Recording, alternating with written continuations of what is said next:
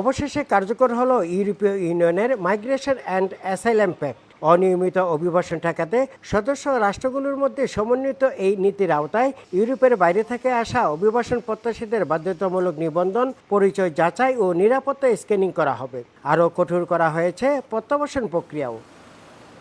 ভূমধ্যসাগর হয়ে আফ্রিকা ও মধ্যপ্রাচ্য থেকে ইউরোপ পৌঁছানোর প্রধান প্রবেশপথ ইতালি। দেশটি এতদিন মানবিক কারণে বহু অভিবাসীকে আশ্রয় দিলেও নতুন নীতির পর সেই সুযোগ সীমিত হবার শঙ্কা দেখা দিয়েছে।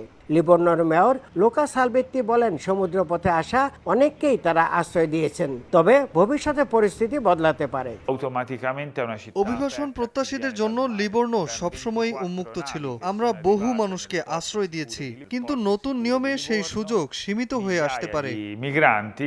ইতালিতে বসবাসরত বাংলাদেশি কমিউনিটি ও অভিবাসন বিশেষজ্ঞরা সতর্ক করেছেন, অনিয়মিত পথে ইউরোপে প্রবেশে এখন আরো বেশি ঝুঁকিপূর্ণ। বৈধ প্রক্রিয়ায় অভিবাসনের উপর গুরুত্ব দিচ্ছেন তারা। স্পেশাল কেস ছাড়া আর বাকি সবাইকে ডাইরেক্ট তার টেরিটোরিয়াল কান্ট্রি, মানে তার নিজ কান্ট্রিতে পাঠিয়ে দিবে।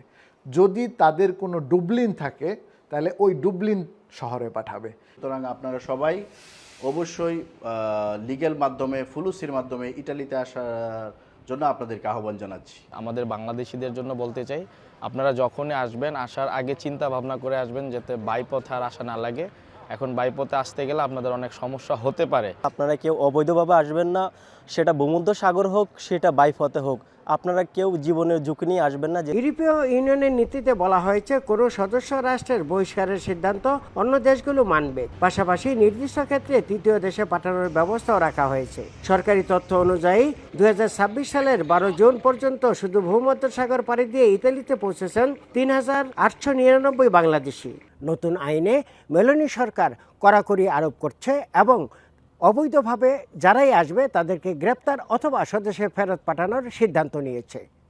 এ অবস্থায় সকলকে সতর্ক থাকার আহ্বান জানিয়েছেন প্রবাসী বাংলাদেশিরা। ইতালির লিবর্নোর ভূমধ্যসাগরের তীর থেকে হাসান মাহমুদ, সময় সংবাদ।